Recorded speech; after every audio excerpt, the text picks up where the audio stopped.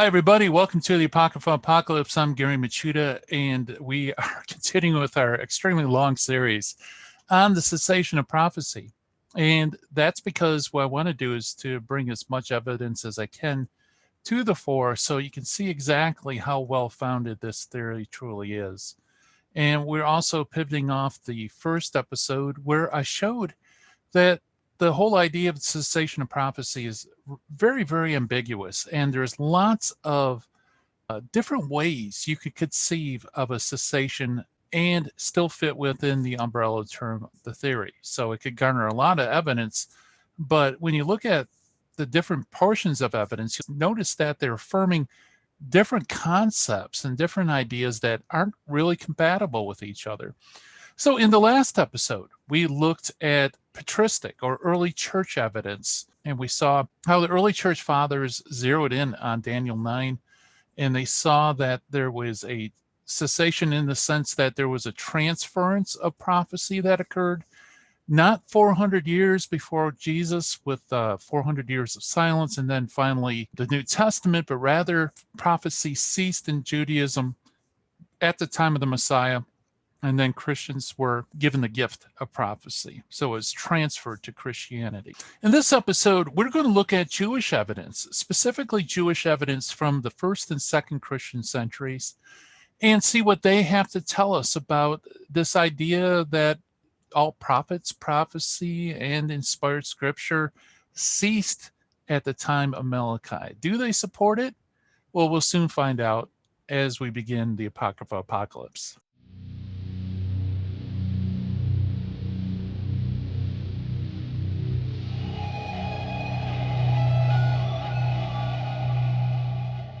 Okay, we begin this video with Philo of Alexandria. Philo, by the way, was a Jewish philosopher who was a contemporary of Jesus. He lived at roughly about the same time as our Lord, but in a different place. He lived in Alexandria. So there is no evidence whatsoever that Jesus ever refers to Philo or Philo refers to Jesus, just to give you context of when he lived. So what do we find from Philo of Alexandria? We find some very interesting evidence that he believed himself to be inspired. So I want to stick with primary source material, although we'll talk a little bit about some secondary sources just to show that my interpretation isn't my own, that this has been recognized by others. So let's begin with what Philo says in his Migration of Abraham.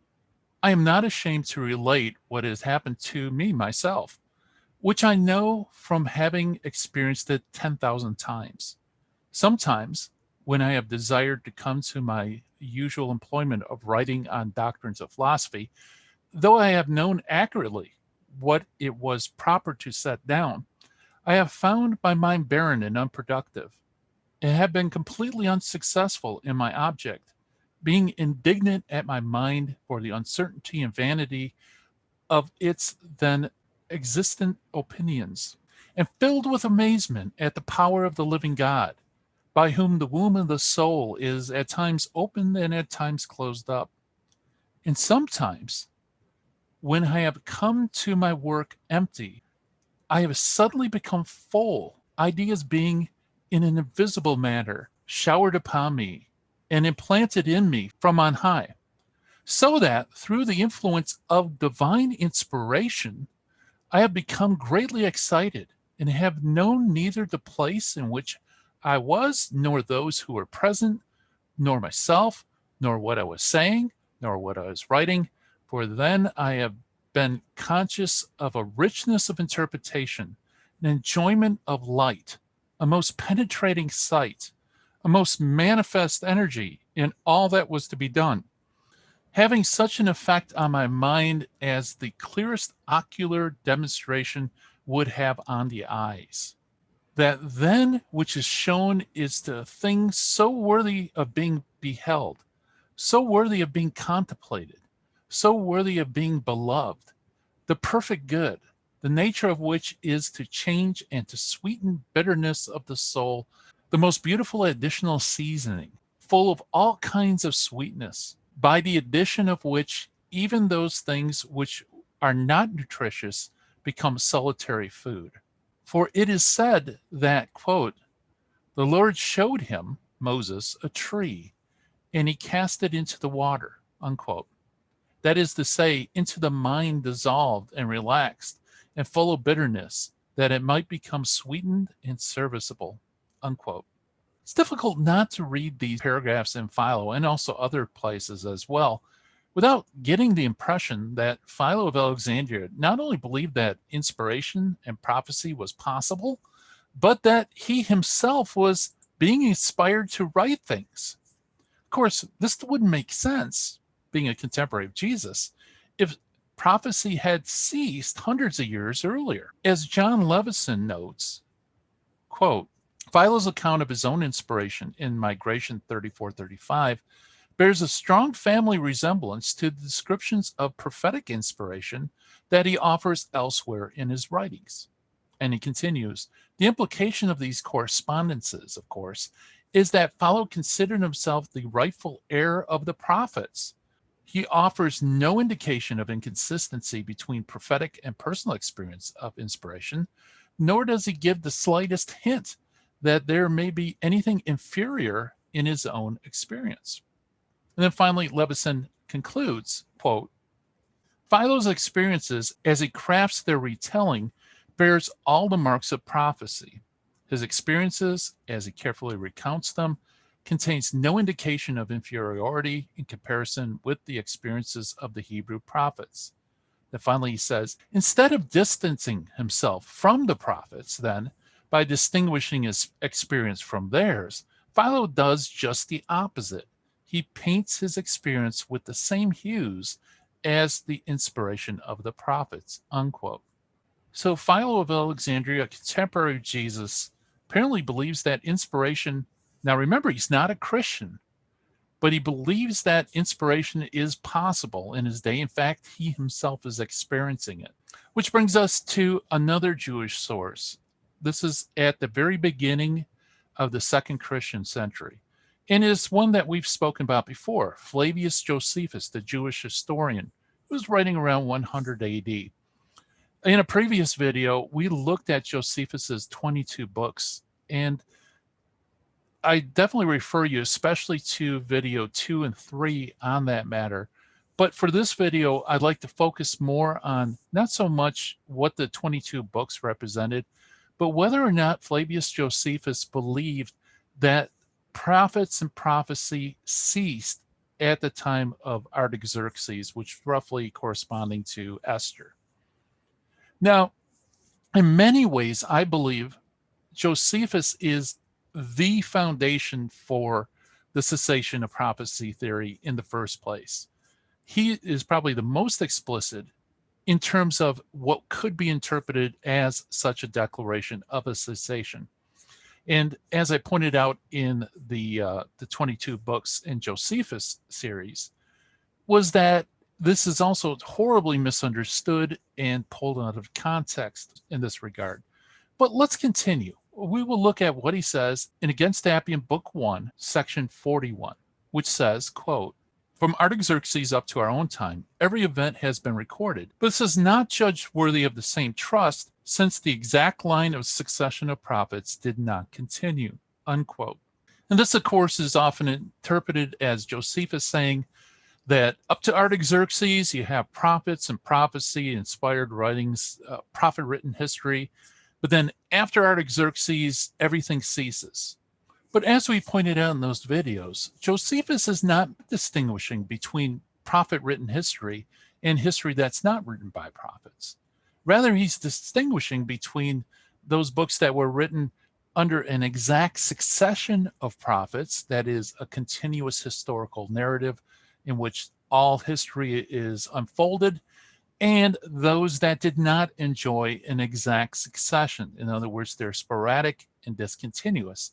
And of course, that means that, yeah, prophets and prophet-written history continued after Artaxerxes, but it lacked continuity. So we would label this as a cessation of continuity, not a cessation of prophets or prophecy or anything like that. But there's more to the story, though. Let's say, for argument's sake, that he did believe in the cessation of prophecy. Well, then we should find in his works, utter silence in regards to anybody being called a prophet during the so-called no prophet period. And what do we find? Well, it's true that Josephus does not call people prophets very often. In fact, it's extremely rare in his works. Nevertheless, there are two examples where the title prophet is applied to a person. Now, the first example is the weakest, and that's because he is quoting from a secondary source who calls a person a prophet. So let's look at that quote first. This is from Antiquities 1, paragraph 240. It reads, quote, Alexander de Polyester is a witness to my statement in these words, quote, Cleodemus the prophet, who is also called Malchus, says in his history about the Jews, just as Moses their lawgiver narrated, that from Keturah capable sons were born to Abramos. So here we have somebody within this period of silence who is labeled as a Jewish prophet. And notice also, very interesting enough, that Malchus or Cleodemus is said to be a prophet historian, which is very interesting. The difficulty, though, one could say is, well, that's Polyester's understanding of who this guy is. That's not Josephus. So Josephus isn't identifying him as a prophet, which is true. But then again, Josephus doesn't feel the need to correct him or edit it out or anything like that. He seems perfectly comfortable with Cleodemus being called a prophet in this quotation. But like I said, that one I think people could rightly contest. But there's another person who I think is beyond any possibility of denial, and that is John Hyrcanus. Josephus describes John as someone who has the gift of prophecy, and he even gives examples of predictive prophecies. We quoted this, I believe, in the third part of Josephus in the Old Testament canon. Let's quote it again. Quote, he was the only man to unite in his person three of the highest privileges, the supreme command of the nation, the high priesthood, and the gift of prophecy. For so closely was he in touch with the deity that he was never ignorant of the future. Thus he foresaw and predicted that his two elder sons would not remain at the head of affairs. The story of their downfall is worth relating and will show how great was the decline from their father's good fortune, unquote. So obviously Josephus did not believe that prophets and prophecy was impossible during this period. Otherwise, how do you explain John Hyrcanus? Now, some people tried to downplay this. They say that Josephus is trying to build up John Hyrcanus just because of similar ideas, ideology, things like that. But that's pretty weak. I mean, if you look at the text and what it says, I think it's pretty weak. Not only that, but Rebecca Gray does an outstanding survey of the rest of Josephus's works. And she identifies numerous people that were either called prophet, like Cleodemus or John Hyrcanus, or also people who exercise prophetic-like gifts. And there are a number of them, as you can see. Then as a final note, we should probably call to mind the fact that Josephus himself also identifies a period in the past where prophecy ceased. And if you recall in our treatment of the deuterocanonical evidence of the cessation theory, that when he was looking at 1 Maccabee 9, where it said the prophets were no longer seen in Israel, he interpreted it as follows. When this calamity of the Jews was become so great, as they had never had experienced the like since their return out of Babylon, unquote. So he does identify a cessation of prophecy. This is during the Babylonian exile, and it is a temporary cessation of prophecy because prophets followed after the exile. In fact, there were prophets during the exile as well. We can even add on top of this that there is evidence that Josephus very well may have believed himself to be a prophet. So like Philo of Alexandria, Josephus describes himself in ways that would lead one to think of him as a prophet. Now, here I'd like to, instead of going through all the primary source material, I would just like to include a summary by Per Bild, who says, quote, although the word prophetess, that's prophet, does not appear, this text clearly presents Josephus as a prophet. Quote, but I have come to you as a messenger, angelos, of greater destinies. This is in the book Jewish Wars, book 3, 400. Here, Josephus obviously claims to have functioned as a prophet. However, the crucial question is whether he may be allowed to claim a connection between his performance as a prophet and his role as a writer of history. A hint in this direction may be found in the fact that in Jewish Wars, book 3, 350 through 354, Josephus clearly relates his former prophetic, quote, nightly dreams in which God had foretold him the impending fate of the Jews and the destiny of the Roman sovereigns, unquote.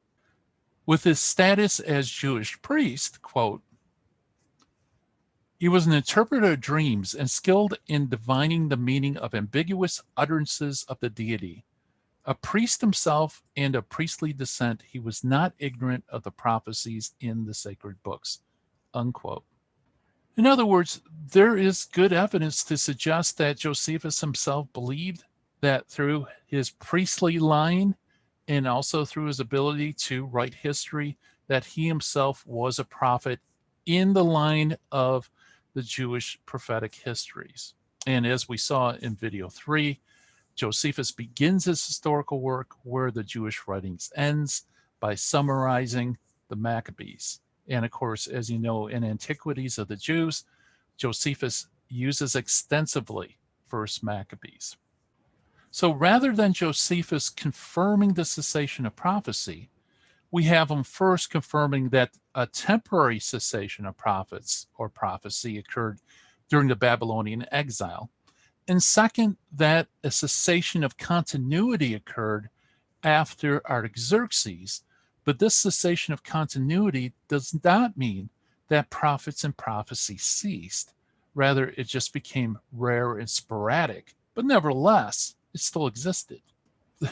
And on top of it, he himself believed that he had some prophetic gifts in this way. So instead of Josephus being the strongest evidence in favor of the cessation of prophecy, we find that actually it's quite weak and only supports a couple of different interpretations of the cessation of prophecy, not the hardline approach that there were no prophets, no prophecy, no inspired writings after Artaxerxes. Okay, there's one final document I'd like to take a look at, and this is a Jewish document written sometime around AD 100, so it'd be roughly contemporary with Josephus. It comes from 2nd Baruch, specifically 2nd Baruch 85, verse 3. This text sometimes is also adduced in support of the cessation of prophecy. It reads, quote, but now the righteous have been gathered, and the prophets have fallen asleep. And we also have gone forth from the land, and Zion has been taken from us. And we have nothing now save the mighty one and his law, unquote. So what is 2nd Baruch, and what is it purporting to say? Well, the work is named after Baruch, who was the secretary of the prophet Jeremiah. And the work claims to be an eyewitness account of the destruction of Jerusalem by Babylon. And also it claims that it has revelations concerning the period of exile and also the end times. In fact, in 2nd Baruch 78 through 87, we have a letter that's written to the tribes in Assyria.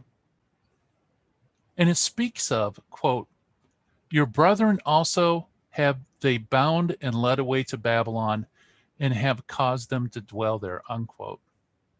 So the surrounding context shows that he's not speaking about a contemporary status so much as he's speaking about the status of those who were led into exile in Babylon, which again fits with all these other sources that we have seen so far that point to this particular period as a temporary cessation of prophecy.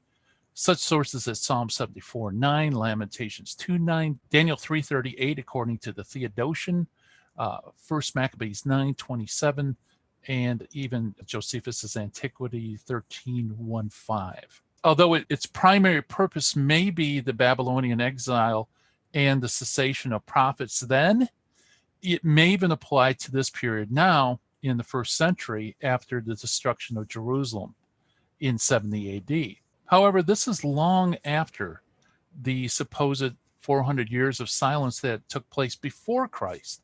Remember, this is 100 AD that it's speaking about. And I think most people would say that prophets and prophecy in Judaism had ceased. It certainly would be the view of the Christian writings that we saw in the last video. So that's it, folks. That's our survey of Jewish writings in the first and second Christian century.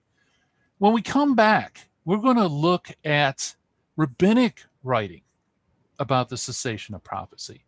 And that's going to be a very important video because anyone who's familiar with the subject knows that rabbinical documents are usually the prime example of this belief that God stopped speaking to the Jewish people some 400 years before Jesus. So that's going to be a lot of fun. Thank you so much for watching. I hope this was helpful, and I hope you're enjoying the series. Thank you so much for watching, and if you haven't done already, please subscribe, like, do all those social media type things because we appreciate it. Also, if you'd like to support me on Patreon, look me up by my name, Gary Machuda, and you will have access to a lot of other information, in-depth research, not only on the Deuterocanon, but other topics as well, like Mary, Purgatory, all sorts of things. So check it out, folks. And again, thank you so much for watching. And God willing, we'll be back again soon. Bye-bye.